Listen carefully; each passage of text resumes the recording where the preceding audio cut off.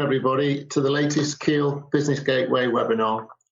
Today we're joined by Staffordshire County Council Chief Executive John Henderson to answer your questions around the Council's response to the COVID-19 pandemic challenges and opportunities for the county and its businesses. With John today, we have my colleague Annette Shipley, plus obviously myself, David Lowe, and we are both entrepreneurs in residence here at Keele. There are two ways for you to get involved today. The first is to submit a question down the right-hand side of the screen, so my left. And the second is to submit an anonymous question via the email. You do that by scrolling down to the bottom of the screen and then entering the question there, and that will be the email to the host. I'll be watching the web chat and I'll be monitoring the emails and then feeding those in appropriately as we go. And I'll hand over shortly to Annette to start our discussion. When we finish today, the conversation will continue online using the hashtag Keele Talks Business. So that's on Twitter, and we're using the same hashtag on LinkedIn. John, can I ask you to introduce yourself and give us a quick overview? Yeah, and thanks so much, first of all, for the invitation to speak to you today. It's been a it's really valuable experience for me to get some feedback from you as well as anything else. Well, my name is John Henderson. I'm the Chief Executive of Staffordshire County Council. Strangely enough, last week I celebrated my 5th anniversary in this job, which makes it the longest job I've ever done, almost by a factor of 2. Because prior to this, I was in the army for 33 years, and I never did a job for more than just short of 3 years. And my background there was engineering and logistics. I finished as the British General in Germany, where I had the sad task of closing down all our various garrisons, etc. And then I decided to have a change of career and come into local government. It's been a really interesting experience, and I think it's something that this last 2 months has been hugely helpful for me. The experience I've got in terms of background of both sectors. And I think it's going to be a really fascinating conversation today with you, to hear what your thoughts are. Well, thank you, John. That's great to have you here, and I think people are really excited to hear about what you have to say and to just share some of those experiences that you have at the council currently. I just want to start off with a kind of very general question. You're very involved with the MSIL programme that we have at Keele, and we're really grateful for that because it's a fantastic addition to the programme.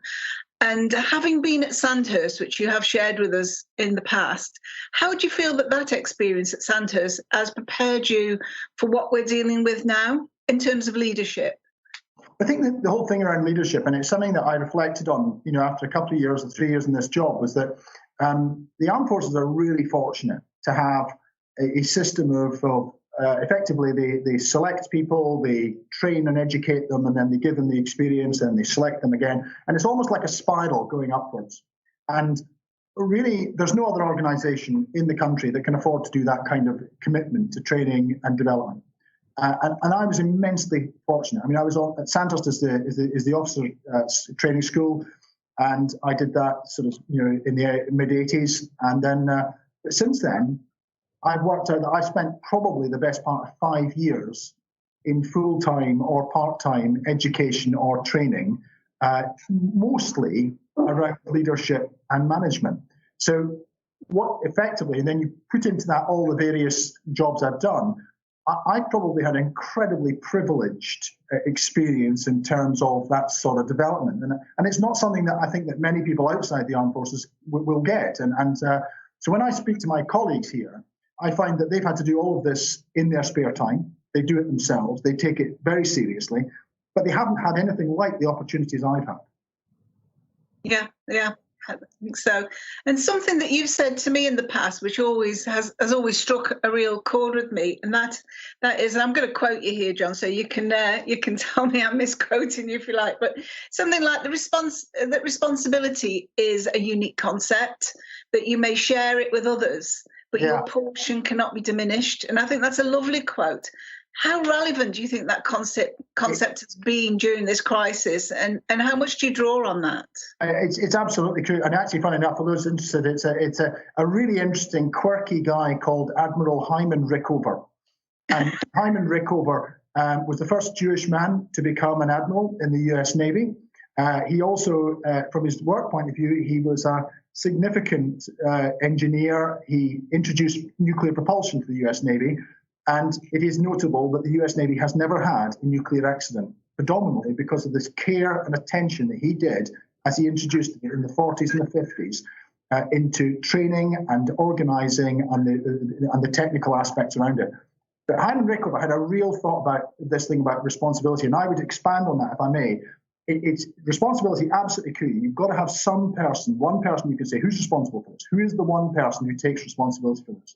But actually, you also need to align accountability and authority as well as responsibility. And I think that's, my experience is where you get those aligned, generally speaking, things work. Where things aren't aligned, generally speaking, they don't. And by accountability, just to be clear, so that we all, because we're all, we all get different views and different meanings from different words. Accountability for me is those not just money. Money is important, obviously it is, but there'll be assurance and governance aspects that you've got to be accountable for. Who are you accountable to? Might not be the same person you're responsible to. So you may be, take children's services in a county council. I am responsible to the cabinet and to the leader of the cabinet, the leader of the council. But I'm accountable in children's services to the Department of Education, because they are the people who come and inspect us through Ofsted and the various other agencies. Same with accountable to the Care and Quality Commission on Adult Social Care, and we'll probably end up talking a bit about that because that's been the focus very much of this last 2 months. But then also, absolutely crucial is authority. And it is the authority to make changes. It's the authority to actually make decisions and apply them. Because there is absolutely nothing worse than having a responsibility and accountability, but no authority. Because you're effectively tying someone's hand behind the back saying, I'm holding you responsible, you're accountable for this, but you can't do anything about it. And that's absolutely crucial, that you must align those three. And we've seen some good examples of that in the last couple of months, but we've also seen some pretty poor examples. Personally, just up front, I think the government's strategy around the isolation and the lockdown, etc., have been spot on. There have been aspects of the operationalisation of it which have been less so, and I think they would accept that. And there has been slightly a tendency towards over-centralisation in London, and we've been certainly pushing back on that from the County Council, but in a positive way. What we're effectively saying to them is, look, we know you're busy. It's really important you get the lockdown right, and it's really important that you get the recovery right. Let us help you, delegate to us, make us responsible. We'll be accountable to you, but just give us the authority to get on with things. So that's that whole line where you're realignment. I don't know if that makes sense, but that's really what I'm trying to get to. Yeah, absolutely. Staying on the same vein of how you work with your people, I mean, providing good services, as good services as possible in the conditions that we're dealing with, to clients and customers, of course, translates directly into looking after your staff. Yes. So this isn't COVID specific because it's built it into sharp focus, how you work with your people. And it's an even greater challenge to do that. So providing leadership and support to staff who themselves are facing intense pressure and dealing with the uncertainties that exist. What does that demand of you and of your people as leaders and generally as us as leaders? What's the difference? Is there a difference? I think there is, and actually it's hard in an isolated solution, whereas you might have gone and had a face-to-face with someone and just said, look, it's okay. Said, you can't do that now. You've actually got to do it virtually or do it whatever it is. That's harder. I had to adapt the way I do business. But about 4 years ago, we started on a programme of smart working within Staffordshire County Council. And my logic behind that was very much that when I came into this organisation, what I saw were enormous parallels with the armed forces in terms of the commitment to public service. That public service ethos is exactly the same. That level of commitment that people make in their time and their energy and all the rest of it is exactly the same. And I think also that whole business around their humility and the way they look at things, absolutely the same. Got it all. What's different? Actually, local government officers are a lot better with money than soldiers because the money's real. If we overspend, if we save, then we overspend. If I save $1 million on something, that $1 million is still there to then be spent on something else that benefits the residents of Staffordshire. And that's different to the armed forces, because because of the way the budgeting works in the armed forces, it tends to be the money. If you save some money, it goes down a hole in the middle, back to the treasury. You never see it. So that actually engenders some quite bad behaviours in places. The other thing that's different is that the armed forces instill a certain. It comes back to that thing about Sandhurst you mentioned, and all the way through. They instill a level of confidence in leaders and in people, and the reason they do that, it's not for any other reason than this, is that they understand that on a really bad day, when you can't get in touch with your boss, you're going to have to make a decision and stand by it. And that's why the armed forces do all the training they do in terms of leadership. We don't do that in local government. So what I want to do when I started the Smart Working was to raise the level of confidence and agility within the organisation. And that was really because I knew that we were going into the second half of austerity. We absolutely had to make savings, etc. when I got here in 2015. And we absolutely had to get through this. There was potential of rising demand, etc. And in order to achieve that, I needed to have colleagues who were confident in their own abilities, and could make the difficult decisions with the agility that we needed to do. So I think that kind of gets to that whole thing around agility, confidence, etc. Yeah, absolutely. David, I think you've got a question here, haven't you? Yeah, we've been looking at the emails that are coming in and trying to sort of put them together as a bit of a theme to put a question in. So this week is Mental Health Awareness Week. And over the last few months, the detrimental impact of the coronavirus pandemic and the detrimental effect that it's been having on people's lives has been quite widely discussed. So clearly, as a leader, it's an emotionally tense environment, and promoting psychological safety must be at the top of any leader's list. So, John, what have you been able to do with respect to this in the current climate? I think it's a really valid point, and actually, I'll maybe expand a little bit on how the armed forces deal with it and the things I've learned here. But to start with, I think it comes back to that leadership thing. You have to gain the confidence of your people. You've got to actually stand with them and say, you make a decision, I stand with you. I take responsibility for this responsibility. And that's the key point, is that, some people who don't understand the armed forces think that it's all about giving an order to someone and give you a power kick. It doesn't at all. Actually, when you do that, when you're under command of someone or receiving orders, it's a bit of a bargain you strike with the person. And that bargain is, you do what I tell you, I take responsibility for what you're doing. I'll stand beside you and say, no, he did the right thing, she did the right thing, because I told them to do that. And I think that's really important. On the mental health thing, you're absolutely right. And we've got it. We are working really hard on that. I'm watching physically. We have a daily personnel dashboard, which we've started since the start, which effectively looks at absence, looks at health factors. I watch that like a hawk. I read it every morning without fail, just to see where are we. And it's actually been flat and slightly declining in terms of numbers going off sick. And that includes people who are self-isolating around COVID, etc. So at the moment, we're holding firm.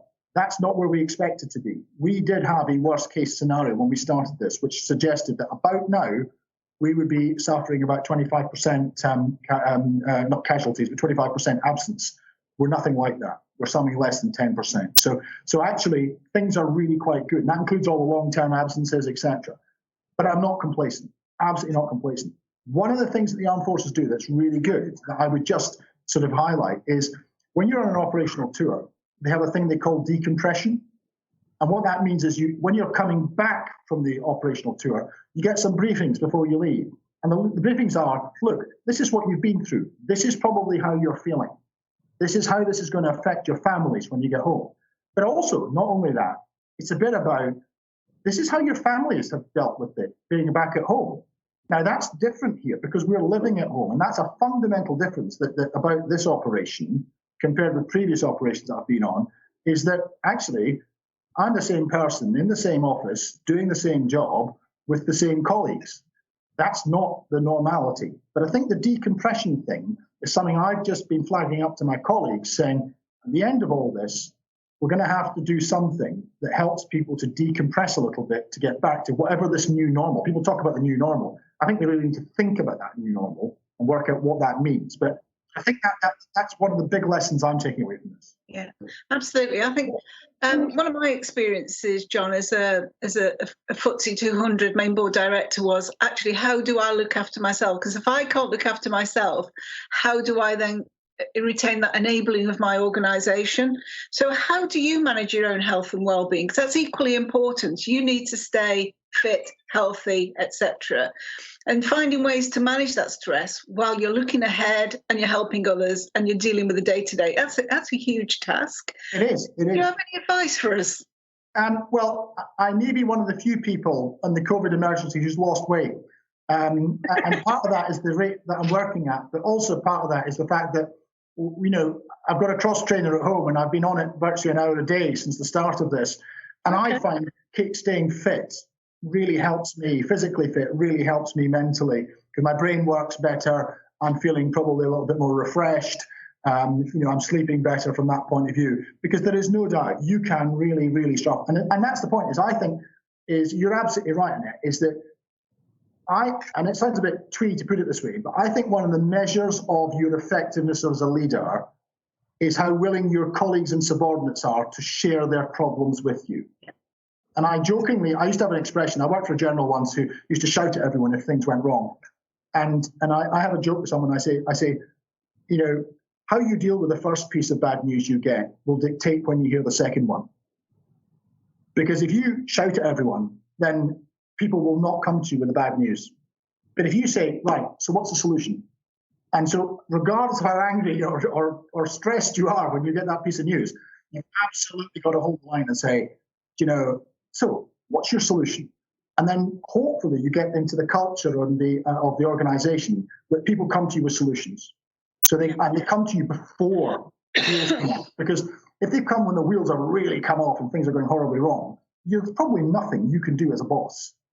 But sometimes, if they come to you before it all goes horribly pear-shaped, you can maybe pick up the phone, or you might be able to do something, or you might be able to just say, right, let's tell you what, let's just do this.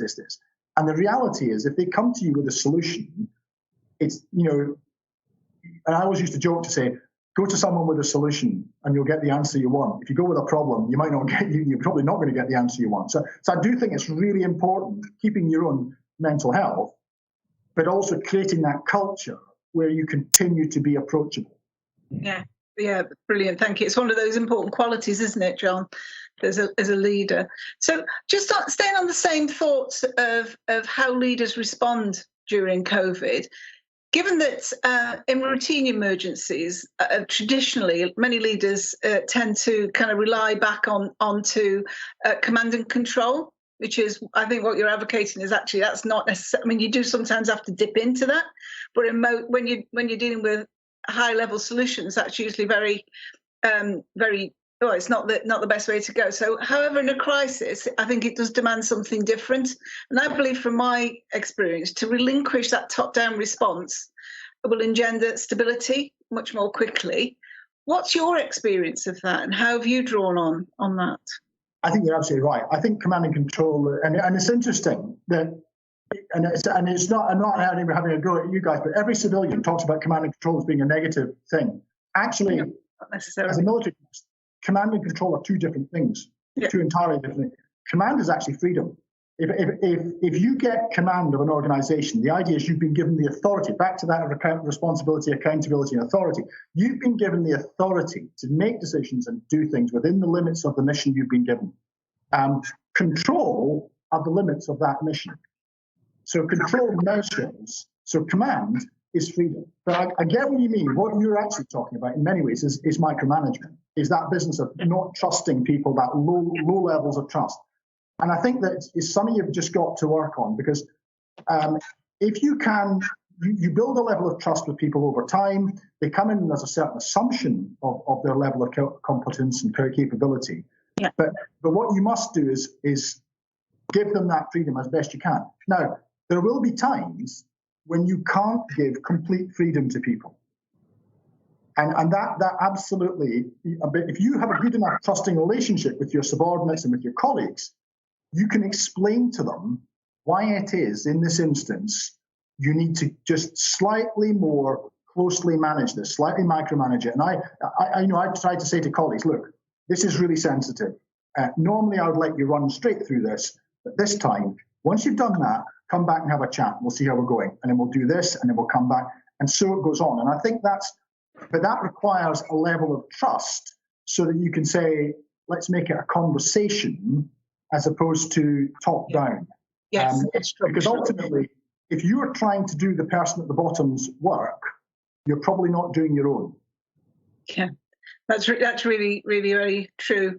So in the same vein, as part of the MSIL programme at Keele, we work with Staffordshire-based SMEs to develop them and how to respond better and stronger to innovation and change. So, change management is actually at the centre of what we're going through now. At the highest level, you've just said it yourself, at the very highest level, we can't make decisions quickly enough to be able to respond to some of the things that are happening. How do you work with your people and your teams and your teams underneath them? How do you do that to enable them to respond and feel empowered to discover and implement those solutions so that you aren't micromanaging? Well, and it's really interesting you say that, because actually we've probably cut out large amounts of our processes that we had beforehand. And you take adult social care, which has been the focus, because this is an awful disease that unfairly targets the most vulnerable in our society: the frail, the elderly, those with underlying conditions, etc., etc.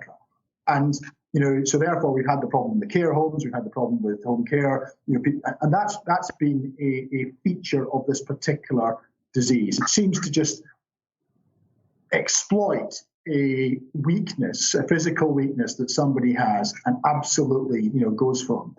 And so that's been something we've really worked on. And because of that, what we've done is we've stripped out a lot of the processes. Now, we've tried to keep the assurance and to make sure that we are doing the right thing, so that accountability, but giving people that responsibility and the confidence to say, we're going to make this difference. And I think that's what's been really an interesting aspect of this, is how do we get the decision action cycle, because this is what we're talking about. This is the observe, orientate, decision, action. And we all do this. People think it's a military thing, but I was slightly joking, say, you have a decision action cycle when you cross the road. You get to the edge, you look around, is it clear? Am I going to do this? You observe, you orientate yourself based on the traffic.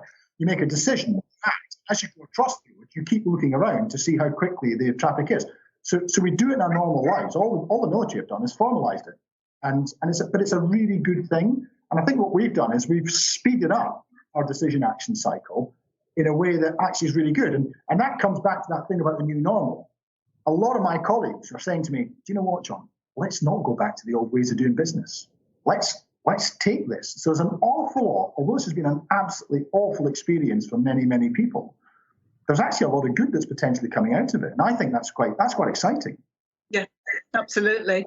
So during this time, we've heard some wonderful stories that what communities have been doing, community groups, voluntary sector, just your neighbours. There's been some fantastic stories.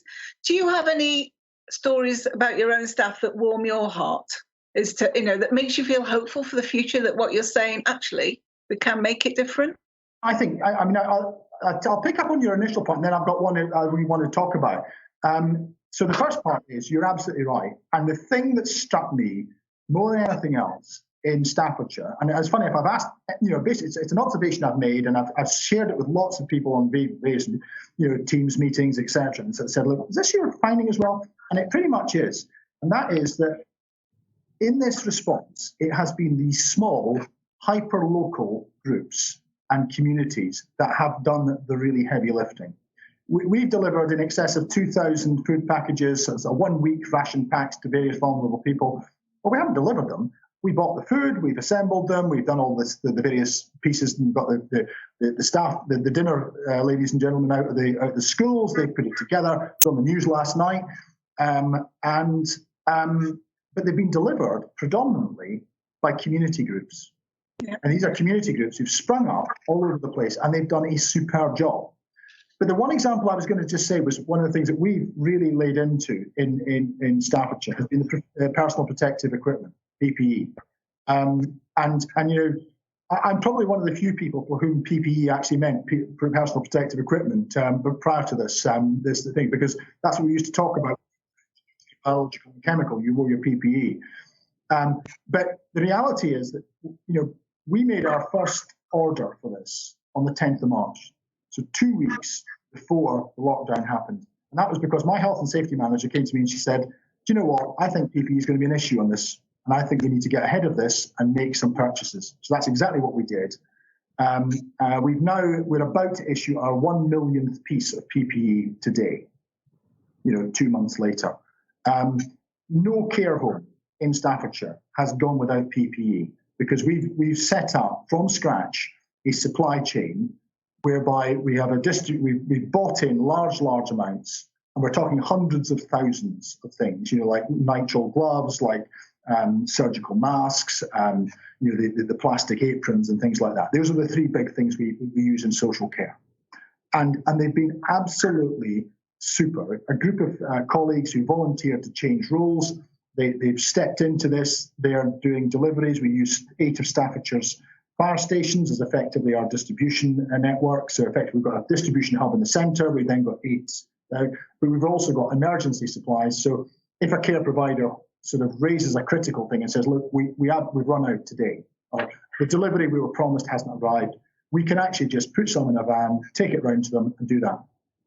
The upshot of that is that the care workers in Staffordshire's care homes and wider in the home care work, the workforce has been far more resilient and robust than we could ever have dared hope. And I hope that part of that is down to the fact that they feel supported in terms of PPE, because PPE has become the key enabler in this operation for people doing their jobs. Brilliant. That is absolutely fantastic. I think just as totally related to that is I think what you're saying is also about how you effectively build network teams and new teams to respond to crisis as well. And that's critical because they're, like you just said, they're adaptable, they're responsive to change, they're expanding, they're willing to take on new things. Soliciting ideas, I guess, isn't enough. Asking people what your opinion isn't enough, is it? So have you been able to engage and build those teams that fosters that collaboration, brings that transparency across the council? That's something else. Have you been, how has what you've just explained there allowed you to build those effective teams? It has, and it's a certain amount of just allowing things to happen and guiding them. And I think the PPE team, for example, I gave the top level thing of saying, right, absolutely, we need to get into this. I happen to have been the logistics director for 3 years. It was actually, that is the longest, that's the previously longest job I've ever done. But prior to that, I commanded a logistic brigade, and part of that was a tour in Afghanistan where I was responsible for what they called the surface line of communication, which was effectively the ships and the lorries, etc., going through basically across the sea, in at Karachi, up through on trucks into Afghanistan and beyond into the forward post that the soldiers were manning. That was part of it. The air bridge was another part. Prior to that, I think a number of years before that, I commanded my battalion in Iraq. I learned an awful lot about making a resilient supply chain, and it was disappointing, if I'm being really honest, to hear some people who really didn't know what they're talking about just-in-time logistics. When what they actually meant was we didn't have enough of it and it wasn't getting there. Just-in-time logistics requires a significant investment in time, effort, and money. It is not something you just do off the top of your hat. People like Toyota and Derby have spent years getting it right. And of course, it helps if you're in a factory which makes the same number of cars today as it did yesterday and as it will tomorrow. Then you can actually get just in time and you don't have to have stocks. Where you have uncertain supply and uneven demand, you need stock. And so we've been building stock over a number of weeks. And these teams have formed up, in answer to your question, people have become expert in this whole business. They understand the PPE business around the country, and they've been able to buy at reasonable price. And I'll give you a little example, if I may, is because we've got some stock, it actually saves us money. Although we've spent about £1.5 million so far on PPE, it's a significant sum of money, it's been worth it because of that robust resilience that we've got in the workforce. To give you a little example, a couple of weeks ago, I was speaking to the manager who's running it, and she told me, she said, well, we're looking to buy several 100,000 aprons, the plastic disposable aprons. If we'd wanted them for the next Monday, so 6 days hence, we'd have had to pay £72,000. But because we could wait another week because we had stock, they were going to cost us £28,000. Wow. So we literally are saving money by doing it that way. Now, I've empowered her and her team to get on and just do that. They don't have to come to me and say, oh, we're doing this, we're doing that. And actually, that they feel so confident, and they know they're doing a good job. But they also know when they've got to really turn to, and they've been working 7 days a week, so dropping off material on Sundays and all the rest of it. So it's been an interesting dynamic where and local government officers we're not naturally an extrovert sort of organisation. We're kind of introverts. That's the sort of people they are. I'm probably the exception because I'm an ex-soldier. But they're being introduced to a different way of working. Yeah, absolutely. Thank you, John. David, have you got something that's come in from a listener? Yes, I've got an email question here, John. It's around the theme of returning to work after people have been told to stay at home. So obviously people have complied with the government's request. People have stayed at home for quite a considerable period of time. And the questioner asks about getting people back to work at the right time. And the question is concerned around people's attitudes towards their tolerance, if you like, of taking risks because people seem scared. So how are we going to get people who can and should be at work to transition from the stay at home and then come back to work? That is a really good question, because actually that gets to the nub of this. And it comes back to that. Remember I talked about that relationship when you go under command of someone, you do as you're told and you've got response. If you like, the British people have been under command of the Prime Minister for the last 8 weeks. He told us to stay at home, we stayed at home. He's now basically saying, use your common sense, go out when you need to, but be reasonable. And actually, some people find that really hard because they're saying, well, the threat's still there. And that's really, so how do we get people from that place where they're saying, gosh, I'm doing as I'm told, I'm staying home, I'm protecting the NHS, I'm saving lives, to stay alert? Oh, what's that mean? And actually, I absolutely get it. And this is the point that we're trying to do in Staffordshire. It's something that the politicians and we had a discussion about a couple of weeks ago. And what you'll have noticed over the weekend, there were a number of campaigns for people saying, don't go to the seaside, don't go to national parks, don't do this. We actually took a slightly different view in Staffordshire. And that was, let's treat our residents with respect and trust in their common sense. Because, frankly, I'm a Staffordshire resident, and I'm not sure that I like the idea that I take first. I'm a bit of an idiot, and I need to be told what to do all the time. So actually, let's treat people as if they were us. Imagine you were receiving that message. So, take for example, last week we opened our household waste recycling centres and our country parks. Small starts, small steps, but we deliberately did not put in any onerous booking systems, or some places had odd and even number plates. So basically, if you had a 63 plate, you went on a Monday or a Wednesday or a Friday. If you had a 64, you went on a Tuesday, a Thursday, or a Saturday. And there was things about not having forward booking and the checking addresses and all this stuff. We didn't do any of that. We just said, look, folks, you've all been at home for the last 8 weeks, and you've been doing all those long overdue jobs in your garden. So you've probably got a lot of rubbish hanging about. But you know what? These places have been closed. So don't all rush at once. Come in a steady rate.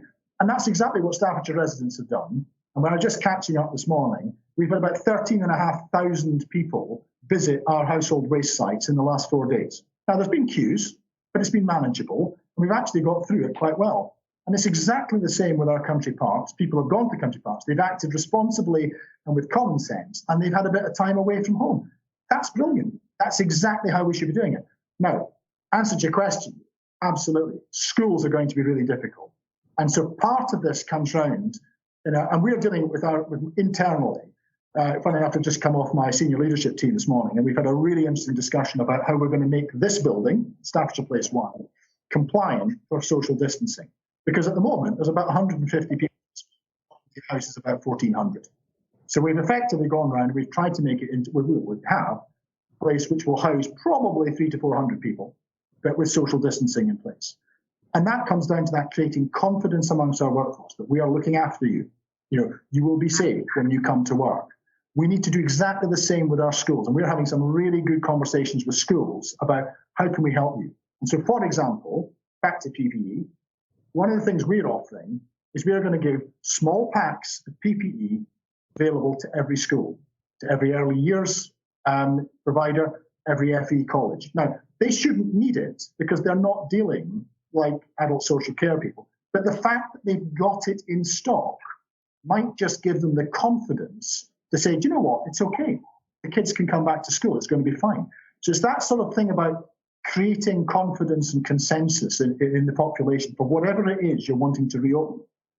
Yeah, absolutely. Thanks, And John. just on that vein, John, I think it's related to that. How have you been able to balance deliberate calm with that bounded enthusiasm, that combination of what you said there, giving people confidence, but actually acting appropriately to get things moving? How do you, amongst all of the activity and all the things that you have to hold in your head that you've got to do, how have you been able to do that? And how have you been able to make decisions, pause to assess and anticipate and act, all of those things that you do as a leader all at the same time? How have you done that? Well, it's been really interesting. And again, forgive me if this sounds a little immodest, but having commanded 4 times an operation, it's something I really worked on hard in the military, was not to get swept along with the running around with your hair on fire, because I haven't just got enough hair to go around and have it on fire. So you've been doing it a lot. So I try to, what I've always tried to do is have a calm, sort of attitude within your headquarters, within your planning staff, so that they actually are not trying to solve today's problem, they're actually trying to solve tomorrow's problem. And the more you can do that, you create some intellectual headroom in the organisation. And if you can create intellectual headroom, you're thinking ahead. And that was one of the reasons, keep coming back to PPE, because it is the issue there. The very fact that we are not running around saying, I need another box of masks, I need another, we've got it, because we've got a great big stock of it. Not great big, we've got a stock of it. We can actually use it. And it's going out as quickly as it's coming in. But what it means is we can think ahead and say, what does this look like in a month's time? What does this look like in 3 months' time? And then we can do things like we're doing with the schools, with businesses, etc., and actually getting people to think calmly ahead. Because I remember, once in Afghanistan, I had a Royal Marines officer, a very senior officer, came in to visit, and he said, this headquarters is really calm. And I said, yeah. He says, but everyone's working. So that's really good. And it was probably the greatest compliment I've ever had in terms of actually, here you are. Because most headquarters, military headquarters, there's a lot of energy. Everyone likes a good crisis because they can run around. They can not do the boring stuff. They can actually get on. The reality of life is what we're doing is often about creating the conditions for the future. And that can be quite boring. But what you need to do is somehow persuade your people that actually that's really important. Yeah, absolutely. Absolutely. That's fantastic. Thank you. So just looking, we've got a couple of things. I know that David's wants to come in with a question in 1 second, but just looking a little to the future, you've talked before about, the importance of the community in responding to COVID. And how are you working with the voluntary sector? Despite the efforts of central and local government to mitigate the impact of what's happening economically, those organisations are really struggling for the traditional sources of funding, but yet they're really key to some of the solutions that we're talking about here. Whilst the voluntary sector is struggling for those sources of funding, what as a council have you been able to do, or are you thinking about in terms of supporting that sector? Well, it's interesting you say that, because actually the micro groups, generally speaking, are true voluntary. They don't require any funding.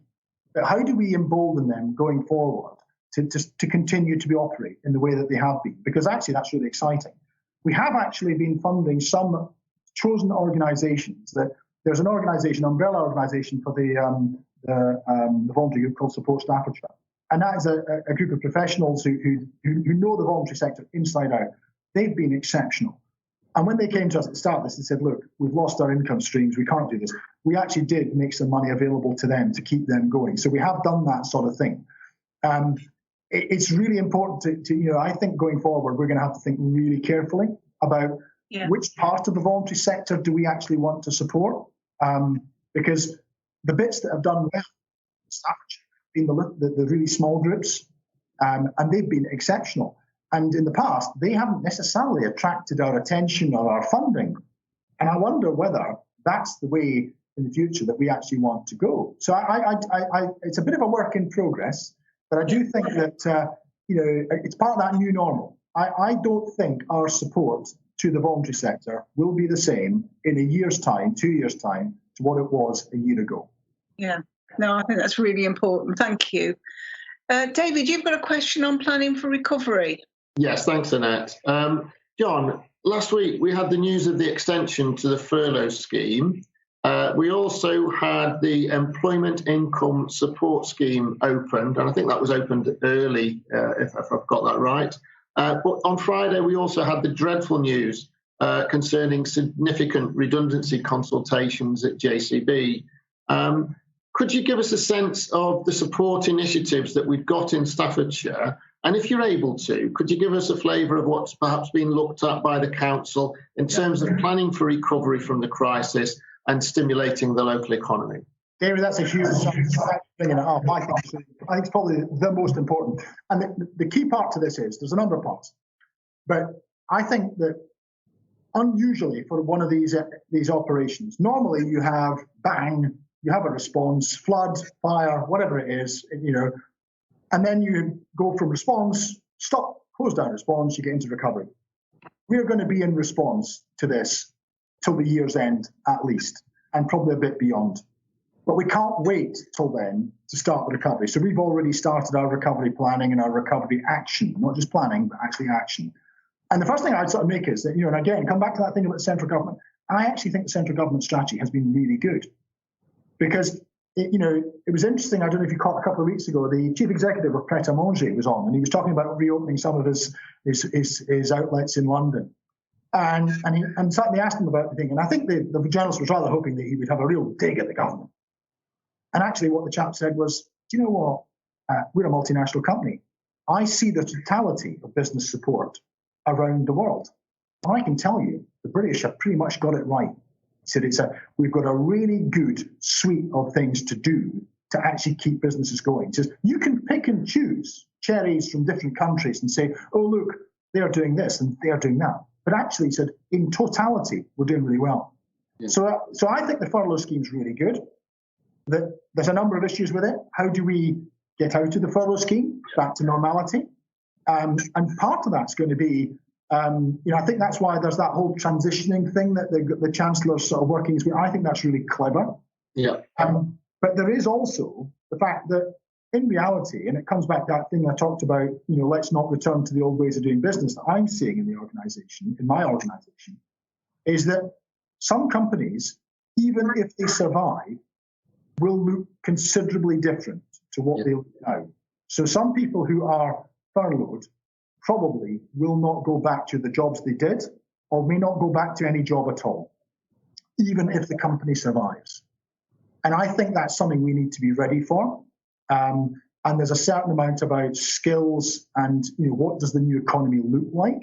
Are there any things that we should be doing? And I would, in the past, as a county council, a lot of our thinking around projects and programs would be roads, railways, physical infrastructure. So here we are 2 months later. We're on a Teams meeting. We'd have normally done this. I'd have driven up the M6 to Keele. I'd have come into your studio. We'd have done this face to face. And here we are doing it over the internet. So question, do we need to widen roads? Do we need to build new roads, new railways? Or do you invest in digital infrastructure? And just before we went into this, for example, we submitted with Stoke-on-Trent, with the universities, including yourselves, and with various business groups in the LEP, a 5G and fibre broadband proposal to central government. That's beginning to feel really prescient. That feels like something that we should be investing in going forward, because that will open up different jobs, but those different jobs will need different skills. And so what we've done, and certainly as well as all the suite of various things that the government have done, and the district and borough council have been absolutely super at getting the money out to them. They've been really assiduous and done very well. One of the practical things we did, there was a gap, and that was a gap for micro businesses, businesses with less than 9 employees. And we did a small scheme, which was literally up to £1,000 of a grant, just to keep them going. And we had a limit of 500 on that, £500,000. That was pretty much sold out within a few days. Wow. And so we're now looking again to say, okay, so what next? What would be the next thing we should do? What's the next gap that we should fill as a local organisation? So, because ultimately, and I remember, I'm going to slightly adapt, General Sir, who's now Lord Richards, David Richards, during the financial crash, there were lots of people saying, we need more money for defence, we need this, we need that. And David Richards used to say, the biggest threat to British defence is the British economy not recovering from this crash. And I think that we're absolutely in the same place now. The biggest threat to Staffordshire County Council is Staffordshire's economy not recovering. And so we have a responsibility for getting that right and making Staffordshire's economy recover. And we're absolutely, bursting every gut we can to do that. Thanks, John. I'm conscious that was quite a wide range of a question, but thanks for the the response that really did meet that. Annette, do you have any follow-up questions? I think it's a really interesting debate, and I hope we don't lose it, because actually when we have a crisis and we feel like we want the world to be different, we want things to be different, it's so easy to go back to what you know. Hopefully, I mean, one of the advantages we've got here is the time period has been extended, a couple of months, for it to become part of how we do things now. Maybe we have a chance because it's not been 5 minutes, it's been a few months. And I think that, redefining and defining what is this new normal, because we talk about new normal, but nobody really, we haven't yet shaped what that might be. Is, what does that new normal look like? What should it look like? And how does it impact on people? And I think that is a really critical point for me, is because we have this opportunity. We talk about wanting to do it different. Well, we've got the opportunity to do that. So how John, how would you make that start? I think you're right. And it's interesting. I was, when you were just saying there, I was just reminded that my wife is a cancer survivor. And I remember asking when I first met her, I said, so did it change your life? When you said, she said, yeah, for about 2 weeks. And I think that's most cancer survivors will tell you that for about 2 weeks they wake up and go, God, every day is going to be, I'm going to celebrate every day. And after about 2 weeks they go, yeah, well, I'm still here. And I think that's what we need to do is as we get out of this, is remind ourselves that we actually do want to make things different. There are things that we're going to change, because I do think there's an opportunity going forward.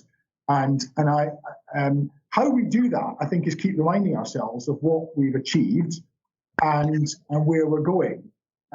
Because, every time you have major disruption, that is the best time to do major change. And I give you a sort of hyper, international version. That is the United Nations. Absolutely everyone agrees the United Nations needs significant reform. Absolutely everyone agrees that it's not the right shape, it hasn't the right people and all the rest of it. But we'll never get them to do the thing because no one can agree on what the new shape should be. And the United Nations was formed in the white heat of the aftermath of the Second World War, when things were really disrupted, the whole world was in a bit of chaos, and someone says, right, we're going to put together this organisation which looks like this. And it looked absolutely spot on in 1945 through to 50, etc. They're going to struggle to get any form of reform because things aren't bad enough. Now, so what we need to do is, in this instance, is locally and nationally, is say, okay, so things have been bad, and this is what we're going to do differently going forward. And, I'll give you an example in education. If a year ago, someone had said, we're going to have a digital online school, and we're going to recruit the top 40 teachers in Britain to teach at this school, you'd have just had howls of, oh, you can't do that, you can't do this, oh, it's terrible, it's this, that, the other. Well, it's up and running. The Oak National Academy is up and running. It's got 40 teachers drawn from across the country, and they're teaching online lessons. And I noticed there's a number of others sprung up as well. The BBC has started one. So you now have, if you're a parent, an option.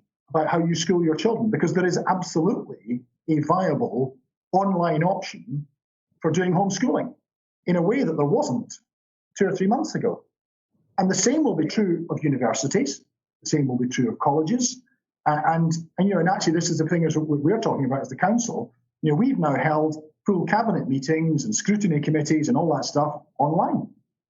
And do you know what? We're getting quite good at it. In fact, the council leader, the first time he did it, he complained, this is never going to work.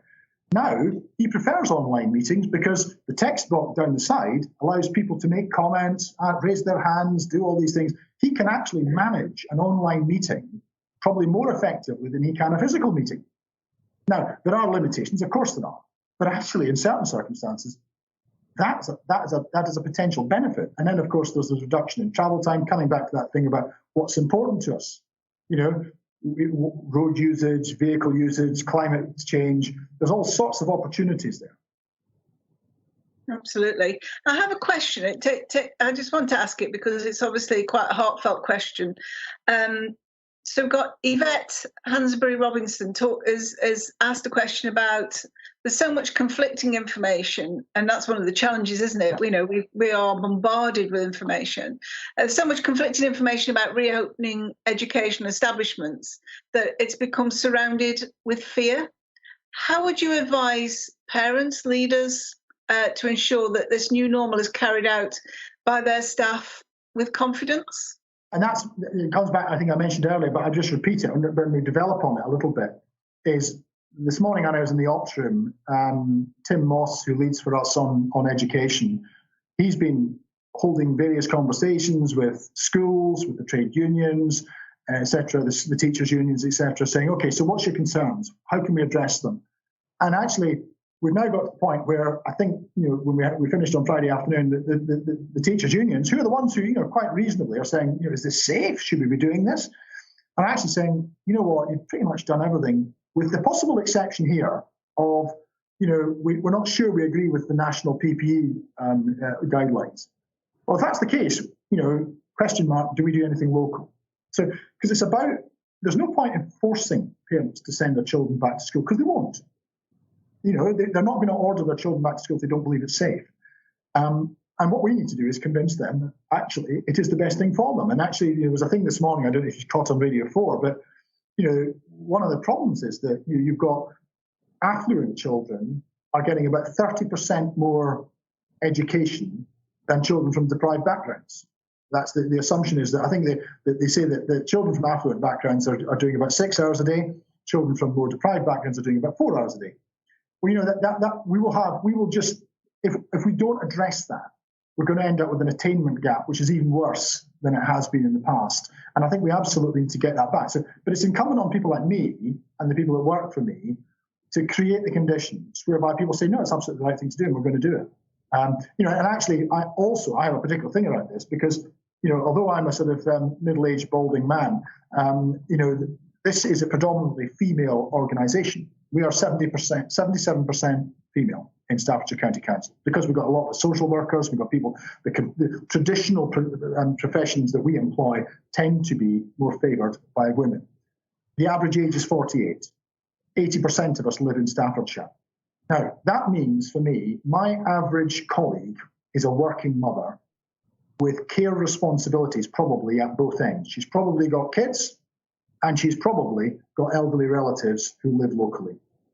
And therefore, what I need to do to get her to be an effective colleague and be, and get her back to work and be as efficient as she possibly can, is I need to help her in that way. So things like the smart working that we did, that was absolutely aimed at that colleague.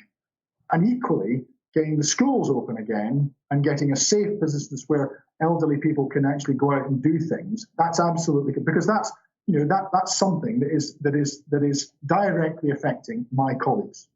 Yeah, absolutely. To finish up on a positive note of where we see the future, something that One of our listeners here, Kirsty Rowlands, has just said, and I think it's really interesting, is that she's saying, looking at all the work that universities have done across the country in response to COVID-19, here at Keele have done so much and been doing so many fantastic things, that you've got Keele nursing students and staff supporting on the front line, got Keele pharmacists making hand sanitizers. We've had businesses who've been involved in the MSIL program, changing from, for example, one of the gin companies has changed from, producing gin to producing hand sanitizers. People have been really innovative around this time. And students are on internships and supporting charities, and then got the Cobra Biologics base at the Science Park working to find a vaccine. It's just so heartwarming. It just gives you it gives me real hope for the future, and that critical importance of universities and authorities like yourselves coming together and working together to define this stuff that we've been talking about today. So, on that note, in terms of the future and all the really great stuff that's happened, what's your message, John? What would you, if you could say, I want it to be like this, what would your message be? I think it's, again, it's about, my leader always talks about the fact that in Chinese, the character for crisis and opportunity are the same. And although it has been an absolutely awful experience, and we have had some pretty awful days that we're going to have to deal with going forward, because we're going to look back on this and say, yeah, I did go through that. That's right. And but I do think that there's an opportunity for us as an organ, as a place. And it is interesting that I think that Staffordshire, and I'll speak for just for Staffordshire and Stoke, we are regarded nationally as being a place that has got it together on this. And it's interesting that we meet our MPs once a week, which we never normally do, but we have a Teams meeting with them now once a week.